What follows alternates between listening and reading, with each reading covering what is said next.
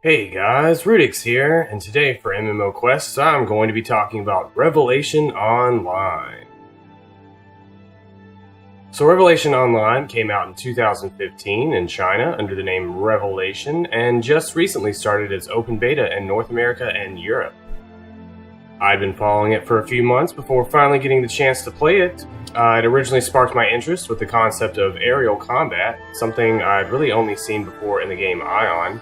I did have some fairly low expectations for this, as the aerial combat in Ion was kind of a struggle at times, but it piqued my interest regardless. I should also probably note that when I played the game, it was still in beta, so there were definitely some things that were struggling a bit. But I did my best to just ignore them and hope things like the lack of a full translation for everything eventually gets fixed. Starting off, the gameplay gave me a bit of a feeling of a cross somewhere between WildStar. It's full action combat, but at the same time, not exactly. As you very quickly progress through the starting area, they give you a bit of a tutorial on how the basic movement system works, and as I played it, I became more and more in love with the movement. It's very fluid and seems very balanced with its use of stamina bar that allows quick movement in various directions. It was probably one of the most fun aspects of the game to me. The movement in general was just very fluid. Most of the leveling process was fairly easy. The story advances along pretty quickly up until around level 35, where I had my first run-in with being too low level to continue questing.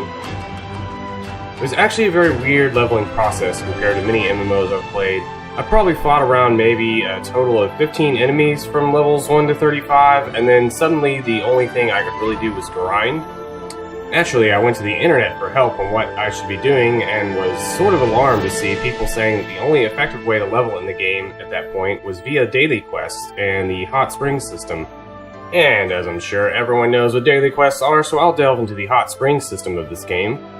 The hot springs is actually kind of a weird concept that I don't think will work out as intended here in the West. I assume this system was meant to get players to hang out in the hot springs to talk to each other via a giant chat room, but let me kind of go into what really happens. Inside the hot springs you gain social points that are used for all your crafting related activities. You stand around the hot springs, and every few seconds you gain a bit of social points. You then put these points into crafting related skill levels of your choosing, as well as things like unlocking item storage and mail-related services. Also, while you stand around, you can eat food and drink wine that gives you experience points over time. People just eat food and drink and then go AFK fishing, because fishing can also be automated. That's right, you don't even need bots in this game when everyone's a bot as part of the general game mechanics. Now, all these things are limited by a certain number of points you gain over time, but it's a very weird concept, as my experience with it was basically eat food, drink wine, AFK fish. I gained nearly 10 levels doing this over a week of not actually playing the game. Eventually I decided to get back into questing since I was a bit overleveled at this point and didn't expect to hit too many roadblocks for a while. But speaking of going AFK to do things, you can also automate any travel during questing by just clicking on the quest. So if you got no idea where to go for a quest, you can just click on it and your character will walk there on their own. Now, this takes twice as long to reach your destination, but I'm incredibly lazy, so this is about how I spent most of my questing in this game. It was actually around an hour that I basically slept through questing, as it was just turning in one quest after another and not actually killing anything along the way. It was one of the best half naps I've ever had while gaming. Eventually I reached level 49, and I was tired of getting warnings out the wazoo about my gear level being too low. I also wasn't sure about what to do for questing, as everything I had been doing basically was running out again. So I once again went to the internet and was sort of horrified at what I was told to do next. So horrified that I actually just stopped there at 49. Now I know the point of MMO Quest was for me to reach max level in a bunch of MMORPGs, and max level in Revelation Online is around 79 or something. However, in-game in Revelation Online starts at around level 49, actually. Around this level, you basically choose between focusing on PvP or PvE, and you act appropriately. And for the sake of this, I'll talk about the PvE path.